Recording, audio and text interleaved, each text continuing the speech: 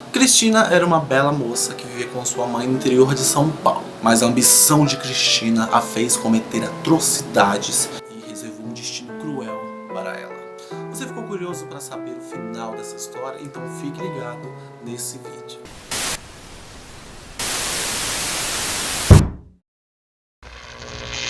Olá pessoal, tudo bem? Eu sou Alexandre Pequeno, esse é o canal Novelando, um canal que ama todas as vilãs de novelas brasileiras. No vídeo de hoje a gente vai começar uma série, uma nova série aqui que eu acabei de inventar, chamada Personagens Inesquecíveis. Aí você me pergunta, como é que funciona essa série? E eu respondo, funciona da seguinte forma. Eu pego um personagem específico que não é protagonista, não faz parte do casal protagonista, e conto a história da novela sobre o ponto de vista desta pessoa. No vídeo de hoje, é claro, a gente vai contar a história de Alma Gêmea sobre o ponto de vista de Cristina Saboia, a vilã da novela. Tem um vídeo falando sobre Alma Gêmea, um outro vídeo no canal, se você quiser assistir, eu vou colocar nos cards aqui. Uma das melhores novelas espíritas da TV brasileira é Alma Gêmea. Como eu já havia dito, Cristina é uma jovem moça, adolescente, que vive com sua mãe na cidade de Roseiral, no interior do estado de São Paulo.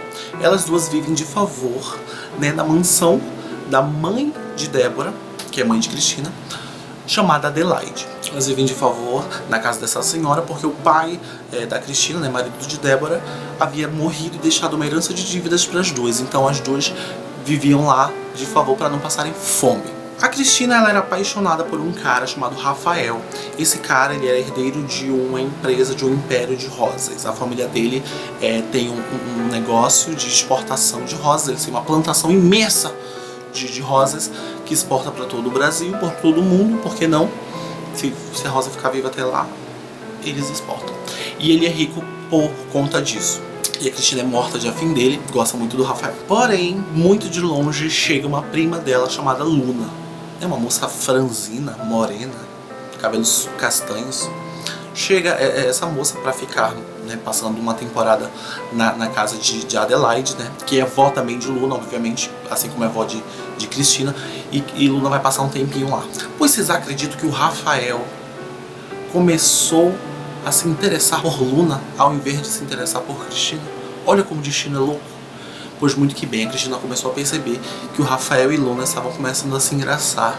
E aí ela começa a nutrir um sentimento meio ruim, assim, em relação a Luna. Pô, essa menina vem de longe, roubou o cara que eu gosto, que história é essa? Começa a nutrir esse sentimento de ódio no coração.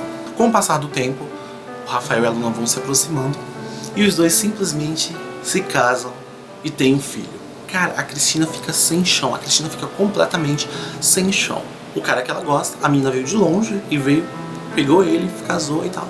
Pra tentar se aproximar, pelo menos estar perto ali do cara que ela ama, a mãe de Cristina, Débora, sugere que ela se instale como governanta na casa de Luna. E aí ela pede esse emprego, A princípio ela fala, eu não vou ser governanta na casa de ninguém. Mas aí depois a Débora convence ela que é melhor que ela fique como governanta do que passe fome. Se as duas forem embora da casa ali, elas não vão ter como viver. E aí ela fica como governanta na casa de Luna. Um belo dia, Adelaide, a matriarca da família, uma senhora aristocrata, rica, fina, poderosa, entrega as joias da família, umas joias valiosíssimas. É uma coleção de joias que tem uma coroa, tem um negocinho, um brinco, não sei o que.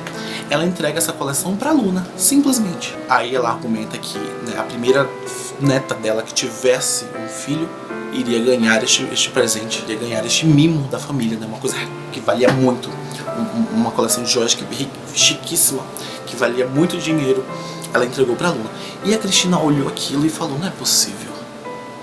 O que será que eu fiz? Eu dancei valsa na Santa Ceia, eu salguei a Santa Ceia, perdi o cara que amo pra Luna.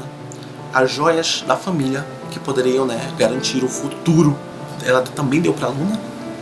É o jeito de eu mandar matar essa garota. E é o que ela faz. A Luna, pra quem não sabe aí, ela é bailarina.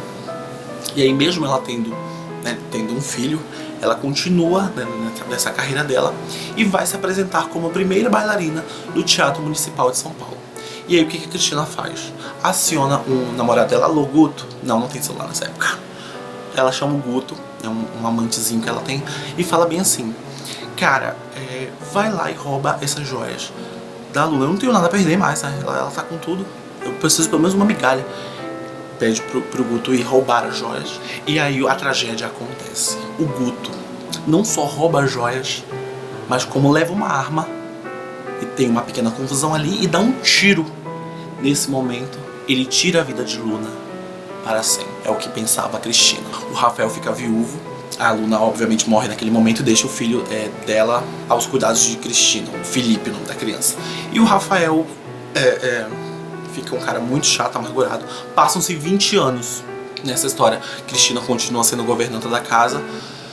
O Rafael vive lá, enfurnado no jardim, onde tem as flores. Além disso, tem um quartinho no segundo andar que tem vários itens de Luna, piano que Luna tocava, roupas de Luna, um quadro de Luna, tudo de Luna. A fixação, a Luna morreu e ele continuou ali, o luto não acabou. Acaba se distanciando um pouco do filho, né, com essa obsessão pela morta, acaba se afastando um pouco de Felipe. E aí a Cristina continua ali administrando a casa afinco, não deixando faltar nada, nem uma comida, nem um prato de nada. Rico, né, porque o Rafael é rico. Ela continua administrando a casa com braços de ferro, punhos de aço. Num determinado momento, sabe, do nada assim, ó, como um belo dia, surge uma garota chamada Serena, entrega o currículo lá na mansão, fala assim: olha, eu gostaria de trabalhar aqui. E aí ela se instala como empregadinha doméstica na mansão Serena. Até aí tudo bem. Com o passar do tempo, o Rafael não começa a se engraçar com a Serena. E mais, essa menina ela começa a manifestar alguns trejeitos, algumas manias, algumas coisas que a Luna fazia no passado. E aí a Cristina pensa assim: não é possível, né?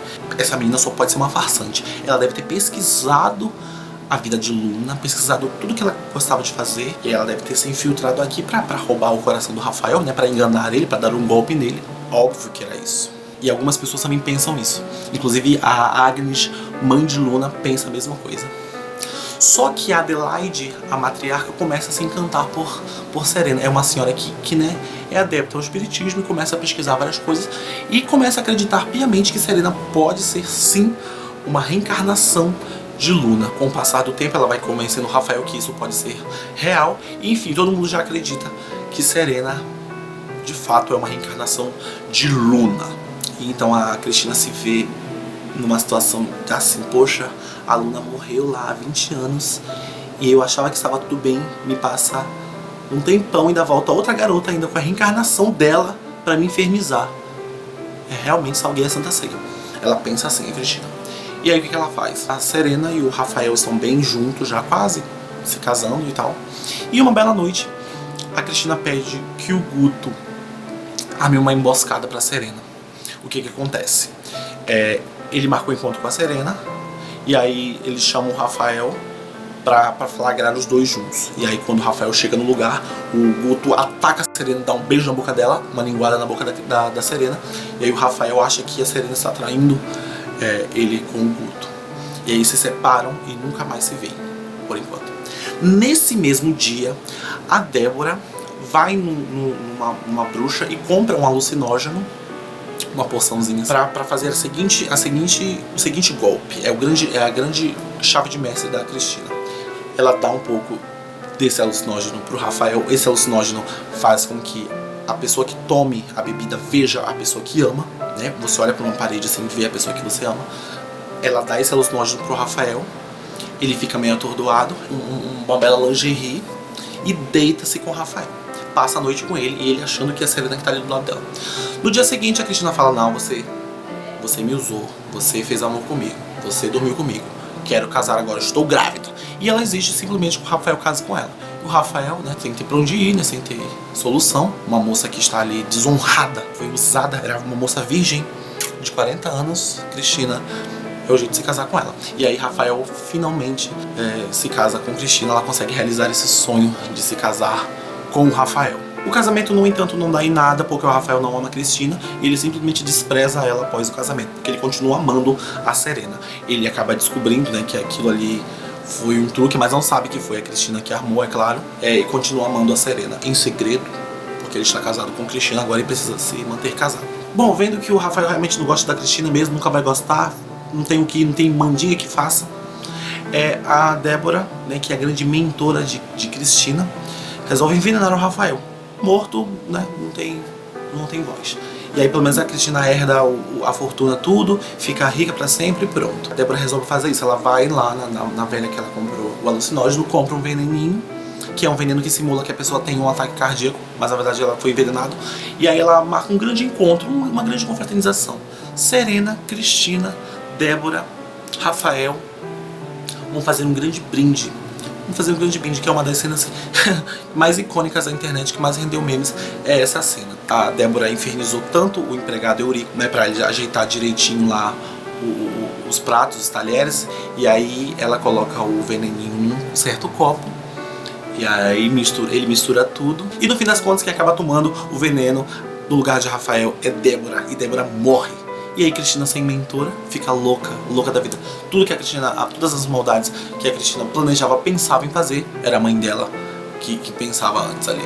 E aí ela surta, a Cristina fica louca, surtada, vê que não tem mais solução, toca fogo em todo o quartinho lá, o ateliê onde tem todos os quadros, todas as roupas e o piano de Luna. Ela toca fogo, Rafael está lá dentro, cai um Lúcio na cabeça dele, ele fica desacordado, vai pro hospital, depois volta e aí começa o martírio de Rafael. Quase em coma, né, praticamente ali desacordado, morto, Cristina começa a maltratar ele. Não dá o remédio nas horas certas, deixa ele passar um frio danado, que São Paulo tá um frio nessa época, deixa a janela aberta, não cobre ele. Enfim, o cara passa a piorar mais ainda da doença do acidente que ele está se recuperando, começa a fazer com que ele padeça cada dia mais. Nesse meio tempo, a Cristina está tão surtada que ela acaba confessando os crimes que ela cometeu. Ela inclusive traz o motorista, né, que é amante dela, para se beijar na frente do Rafael e tal, e confessa que ela que orquestrou o assassinato de Luna há 20 anos atrás, achando que o Rafael não tá vendo ali, mas o Rafael tá só ali deitado, fingindo que não tá ouvindo. Ele tá em coma, né, um pouco. E aí a Cristina, obviamente com seus amigos do interior, entram, invadem, né, a mansão, tiram o corpo do Rafael de lá e levam ele pra fazenda, né, pra tentar fazer com que ele fique curado, né. Ele tava desacordado ali desde o acidente e não consegue voltar à vida. E aí eles fazem umas pagelanças lá, os amigos da Serena, os indígenas todos fazem, e ele consegue reviver. De volta à vida de um homem disposto, viril, volta à mansão e expulsa a Cristina de lá. Expulsa ela, alegando tudo que ela já havia dito, né, que ela falou que orquestrou a morte de Luna, cometeu todos os crimes, envenenou todo mundo. Ele expulsa ela de lá e ela, né, passa a morar em outro lugar. Já não tem nada a perder mesmo, Cristina sequestra Serena. Já que tá tudo acabado, o amor já terminou, tudo acabado, vou sequestrar. Sequestrou a Serena e levou por um casebre no meio da floresta, começa a maltratar a menina diariamente ali, puxa o cabelo dela, bate nela, faz tudo de ruim que ela faz, ela pode fazer. Ela se vingar, ela vai se vingar da Serena. Já no fim da trama, quando ela não pode mais fugir de todas as suas maldades, todas as suas condenações, a Serena consegue fugir, né, da cabana e se encontra com o Rafael na frente da mansão. A Cristina, louca da vida, saca uma arma, atira, pá! Rafael se coloca na frente de Serena e morre em seu lugar. Serena, ao ver esta cena, tem uma parada cardíaca e morre junto com o seu amado. Ou seja, a missão da menina que veio da tribo indígena para se infiltrar na mansão era simplesmente reencarnar o espírito de Luna e viver feliz para sempre com Rafael em outros planos. E a Cristina, já muito surtada, só pega as joias, né, que estavam com o Guto e depois com a Serena de volta, pega as joias, coloca todas nela e vai e sobe a mansão que está em chamas, fantasiando ser Luna, ser Serena, ser poderosa. E aí o diabo em pessoa fala assim: e aí, vim aqui cobrar a dívida, hein? E o diabo pega a Cristina, arrasta ela e entra no espelho e a leva para o inferno. Este foi o destino cruel de Cristina Saboia, de Alma Gêmea. Que pesado, né? Pra uma novela das 6, muito pesado. E aí, você gostou desse vídeo? Deixe aí seus comentários. E não esqueça também de sugerir outros personagens pra gente conhecer a história deles e contar a história da novela a partir do ponto de vista desse personagem. E não se esqueça também de curtir esse vídeo, se inscrever no canal e ativar as notificações para não perder nenhuma novidade. Um beijo a todos e tchau!